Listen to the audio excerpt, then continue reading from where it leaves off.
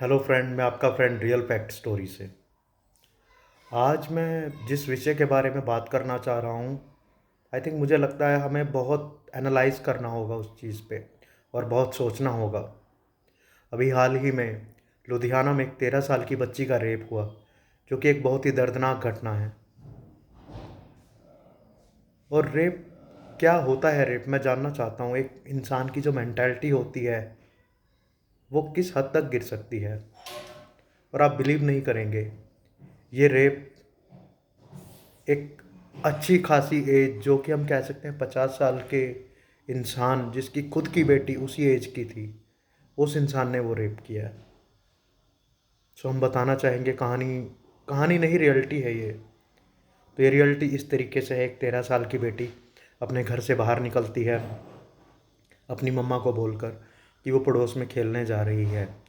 लेकिन वो जब गुड़िया जा रही होती है तो अचानक से उनके पड़ोस के एक सरदार जी उनको बोलते हैं कि बेटी आ जाओ, हमारे घर खेल लो, मेरी बेटी आपके साथ खेल लेगी, वो बैठी है, वेट कर रही है। और वो बेटी पड़ोस में देखती है कि चलो ठीक है, वो पहले भी मिलती होगी, ऐसा तो नहीं है फर्स्ट टाइम मिली थी, और खेलती होगी। तो वो बेटी उनकी बातों पे ट्रस्ट करके या बिलीव करके जाती है अंदर कि चलो ठीक है, खेल लेते हैं, अंकल जी ने बोला है।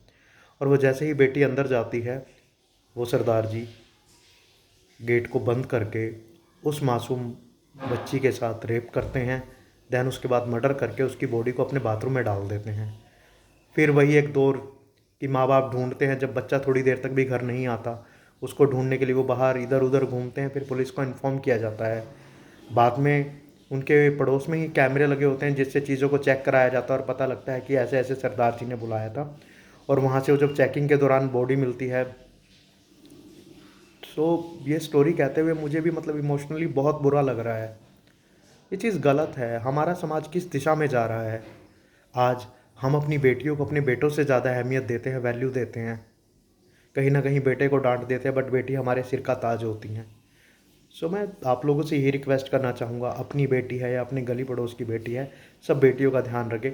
और इसी तरह का कोई आपको दरिंदा या गंदा इंसान नज़र आता है, सो प्लीज़ अलर्ट रहे और उनके माँ बाप को बोले, और हो सके तो खुद भी इंटरफेयर करें।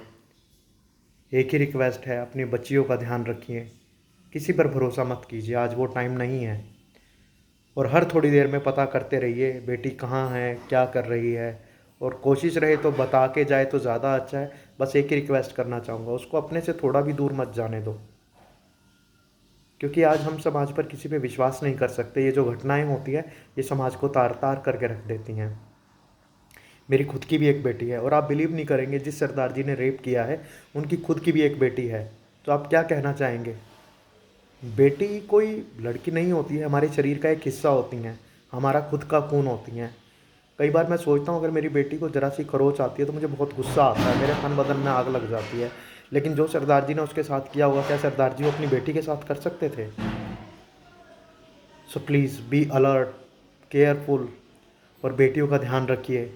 क्योंकि बेटियां हमारी हैं, जब वो हमारे गली पड़ोस में हैं, हमारा फ़र्ज़ बनता है, हमारी मॉरल रिस्पॉन्सिबिलिटी है। Okay, thank you and bye bye. Please be alert.